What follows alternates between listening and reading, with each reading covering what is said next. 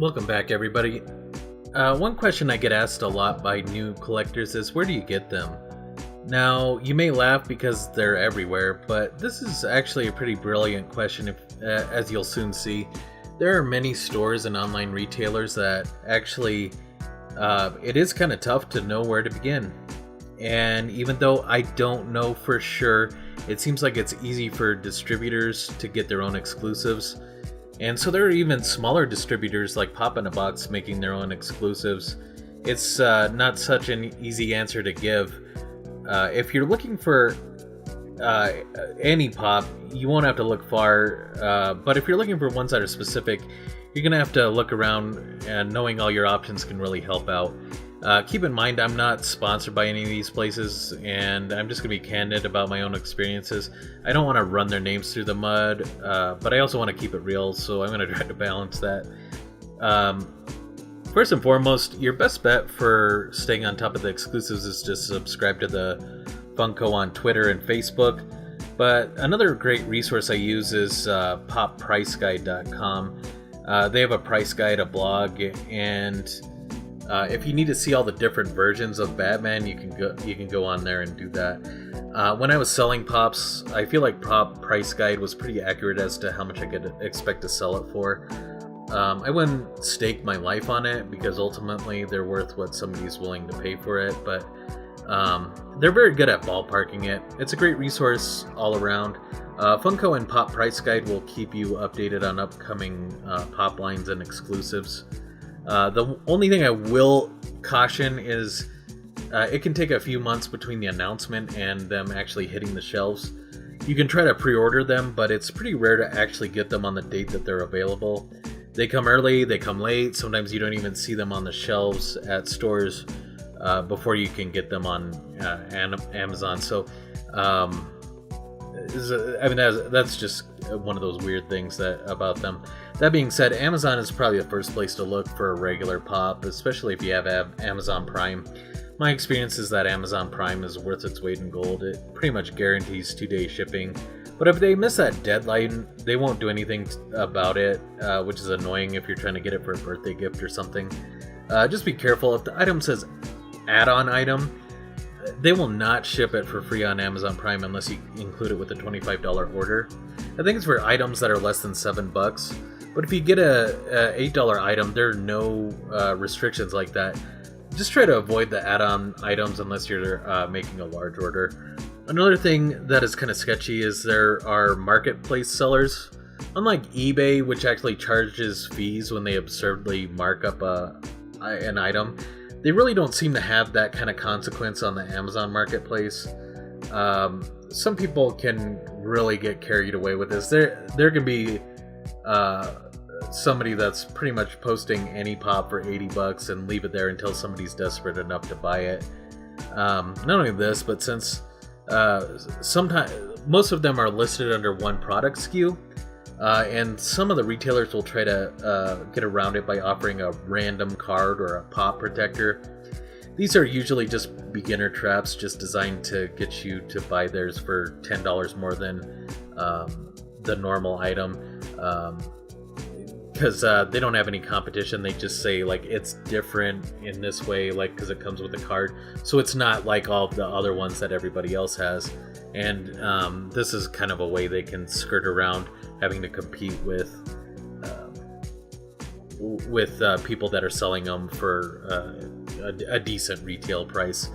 Unless you're super hard up with for a random card or a pop protector, just avoid those sellers. If you ever feel like you aren't getting a good price, check other stores. You might be surprised.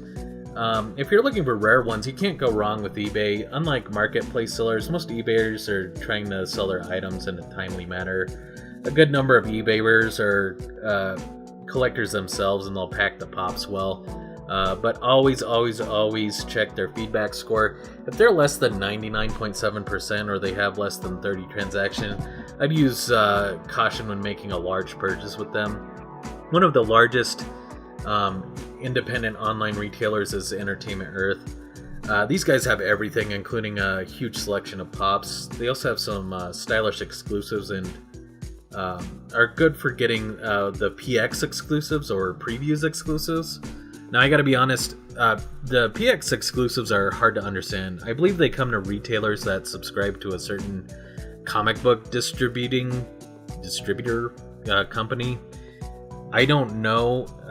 What I do know is that comic stores get these from time to time, and what they'll do is they'll either try to get rid of them really quick or just mark them up like crazy and gouge people. Entertainment Earth, however, is the place I go to pre-order them when I find out about them. Once they're actually released, you're just kind of left to your own devices. But Entertainment Earth also has a mint condition guarantee, which means they guarantee both the item and the box are going to be in good condition.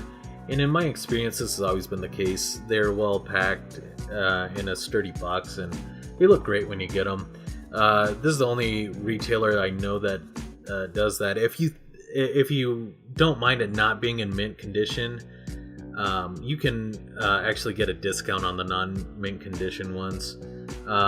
Shipping's a little steep, however, they apply it to the first item that ships, so if there's multiple shipments, some of the smaller retailers will actually charge you shipping each time one of them ships, but Entertainment Earth, it usually just puts it on the first one, as been my experience. I have had a few times with problems with them not being able to fulfill the pre-orders that I've made, but I generally have a great experience with them with the pops and other collectibles. They have some really good stuff on there. It's also worth noting that they have a live person you can talk to if you have any problems with your order. Now, I've spoken about Walgreens, but it bears repeating. Walgreens has some of the best exclusives out there. I'd say in my top 10 pops, 2 or 3 are Walgreens exclusives, and Dorbs, they're pretty much 6 in there. I'm not necessarily meaning like the price, like the ones that fetch the best prices are probably going to be the Comic-Con exclusives, but of my favorites, like Walgreens has a lot of them. If I go to Walgreens at the frequency that I need to pick up, like medicine, like the 3 or 4 times that I get sick a year, they'll almost always have one that I like there. But specific ones are really hard to find. As I understand it, you can enter a SKU into their website, but it's never that easy. What you see is that they got a shipment of the pops, and if you see that they got a shipment of Star Wars, WWE, or Marvel, you don't see which exact ones that they have, unless they changed it recently. If you call up the stores, they don't know what you're talking about, so it's probably easier to just stop by and check it out yourself. I also think that there's some kind of region-specific ones, because it took forever to find Juggernaut and Venom, and it was easy for my friend to find it in Texas, but very difficult in my area. Walmart is somewhat similar. They have good ones, but it's a real crapshoot finding them. Walmart does sell them online, but the good ones get snagged up pretty quickly. Not only that, but I've noticed that sometimes I can't find them, and then I come back a few months later and the shelves are just full of them. Walmart definitely isn't the only big name retailer with exclusives. If you're looking for Teen Titans Go merch, Toys R Us has that locked down. Of course, those aren't the only ones that they have, but they have quite a few exclusives for properties designed for younger children. Target also has a lot of exclusives. Target had the infamous Zur-En-Arrh Batman. This is the only pop I can remember that was worth over $100 while they were still sitting on the shelf. Target is also a large retailer I can remember. It's like the first one that I remember. They actually had the t-shirts and a whole Funko section. Keep in mind, sometimes Target has online exclusives that you need to buy from their website. While they don't have a lot, there's some you can get from Best Buy. They usually have something to do with gaming. Those are the ones that they tend to release out of there. Barnes & Noble used to be one of the very first places I can remember to have the pops. They seem to have slowed down, with the pops and exclusives and even stocking them in general. They have They still have exclusives in there. They still release about a half dozen convention exclusives as well. Pop in a Box is another place that has some good deals. It's a good idea to get on their mailing list and take advantage of their specials. I'm also pretty sure they have a US, Canada, and UK online store, so even customers outside the US can get the ones they're looking for. If you're looking for a BAM exclusive, that stands for Book a Million, and they can be called Bookland, Books and Company, or Second and Charles, depending on what region of the country you're in. For all Denver area friends, we have Second and Charles's here. There's also one called FYE, which stands for Your Entertainment. I think I saw one at a mall in Seattle, and maybe I visited one in an airport somewhere. I think it's like Sam Goody and Media Play type of store. I might be mixing it up with a different store, but I'm pretty sure that's where there was. But I have difficulty getting the FYE ones, and I don't even know if I have one to show. If all else fails, though, you can go directly to the source, because Funko now has a web store. Most of the things that they have on the Freddy Funko, or on their Freddy Funko brand merchandises, but they do have quite a bit of Hanna-Barbera stuff. And then I noticed that they started putting their sports pops on there. This is probably a good idea for them, because not necessarily every person in Denver wanted a Peyton Manning. They might have wanted a different one, but if there was an Aaron Rodgers there, maybe it wouldn't sell so good in Denver. So I think that's kind of why they geared to that. I do see them still on the shelves, the Sports Stars ones, but I think it's probably a good call on their part to actually release them on their store. I would also like to mention that they do even have some headquarter exclusive ones there, if you're able to get to the headquarters. I was going to visit my friend and take a tour of the facility, but I ran into some money problems, so I wasn't able to actually make that trip. So I've never actually been to their headquarters, but I sure would like to go sometime. Anyway, they also have on Wednesdays. They have I think it's like 8:30 Mountain Standard Time where I'm at. They'll send you an email, and it'll be a limited edition thing. By the time I get the email and by the time I actually go on the website, they're almost always sold out. I've never actually gotten one. If you're lucky to get one of those ones that you want, they're really cool. I think there was a Skeletor shirt that came in a Castle Grayskull shell. I don't really understand what it was, but I did want it, and I wasn't able to get it, so unfortunately. Speaking of luck, if you're lucky enough to get to live close enough to a box lunch store, they have some great exclusives for popular franchises, as well as some more obscure ones. They even do convention exclusives, which is a good way to get very rare ones. I don't know how big the Box Lunch franchise is, but if you're looking to find ones that resell well, they seem to fetch a pretty good price, right off the shelves. They do have an online store, but I think it's still kind of an underground secret. You won't have to worry about my 10 viewers spoiling the secret, though. So. But for another reason, I like Box Lunch, is that a proceed of their profits actually go to providing meals for the homeless. So they will round up your purchase to donate as well. Helping the homeless is a cause near and dear to my heart.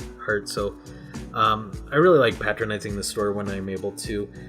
Speaking of which, for Denver area residents, there's one at the Flatirons Crossing Mall. That's the only one I know about. So check it out. My only minor complaint with Box Lunch is usually their sales don't include the exclusives, which is kind of a bummer. Because those are the ones that I tend to gravitate towards. Now I want to discuss the two best places to get them, so I'm going to do my least favorite first. I really hate to straight up call out a business, but let's put it this way. If you like video games, you will have to stop here eventually. I don't know if it's just because I go there so often and it's just law of averages, but I've had some customer service horror stories when I go to them. They're like the Joker to my Batman. I can't let them go out of business because they have all the things I want. They can't ban me because I've spent more than I have on food over the course of my entire life there. Long story short, I went into a store to pre-order Monster Hunter 4, and the girl at the counter was having this difficult time allowing me to pre-order it.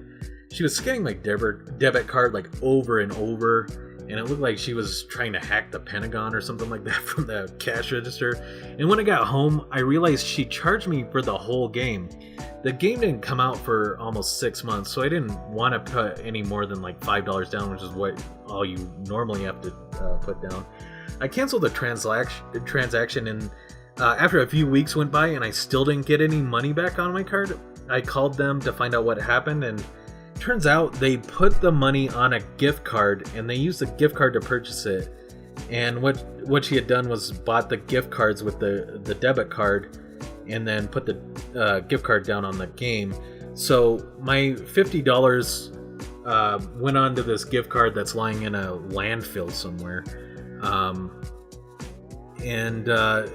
called them up because I was like, okay, well, you know, I'm sure this happens every once in a while.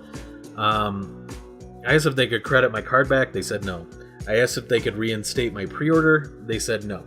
I asked if they could send me a gift card at least, and they said no. I had to get my bank to dispute the charge. It was a mess.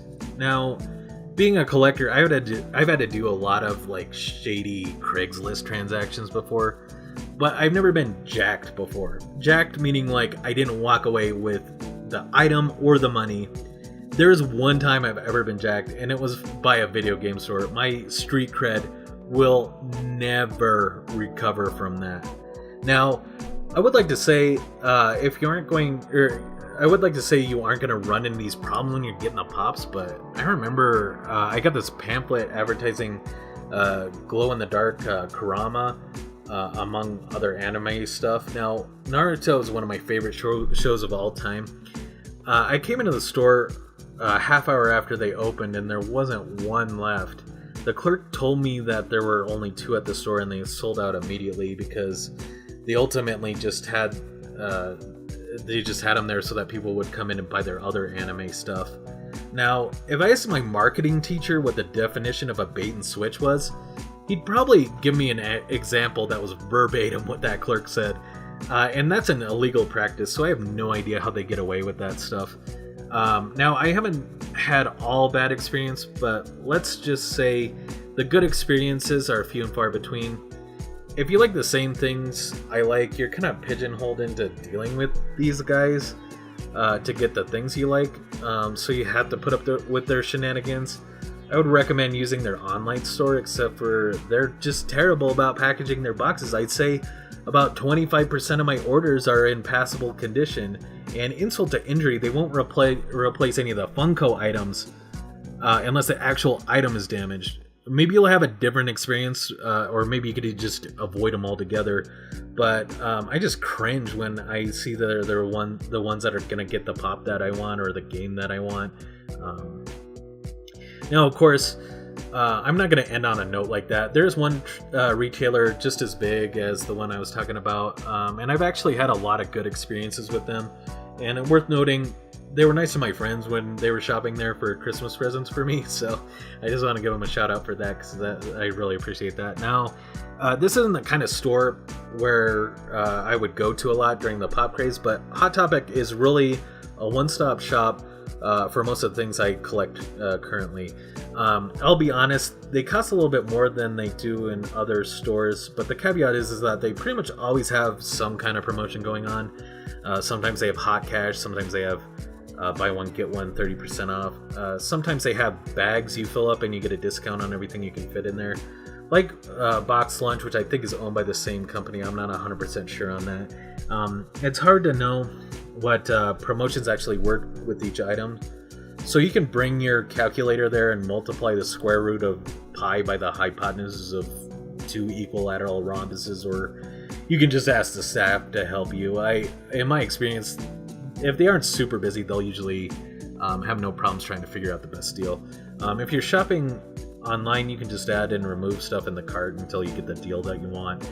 I joined the VIP program and I get reduced shipping and also rewards that really help. One thing I will say is that the boxes tend to get wrecked up no matter who you order from at some point, except for Entertainment Earth. They're good about that. But Hot Topic has the dubious distinction of being the only company to have actually broken the figure itself due to mishandling. While they've gotten a lot better about this, I rarely have this problem anymore. I prefer to actually go to the store because they have a really helpful staff and you can actually see it. I hate to make them go up on the ladders to get the pops that are on the high shelves, but they totally will. So, yeah, so that's good. If you don't want to take the effort of even leaving your house or ordering online, you can still even have a few options there.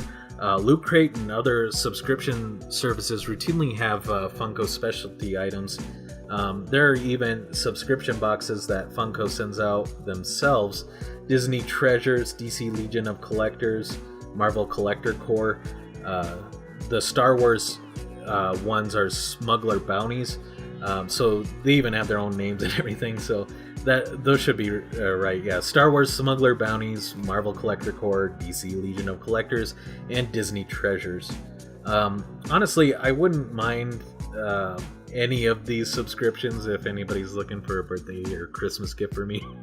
But I would be remiss if I didn't also be sure to say support your local small businesses. Many of the smaller shops and sites are collectors just like you, and they're just doing what they love. And the smaller stores have their own exclusives called the Specialty Series. So make sure you show them some love and keep the hobby going. This is all I have to say about this, so I'll go ahead and end it here. Thanks for watching, and I'll see you next Thursday.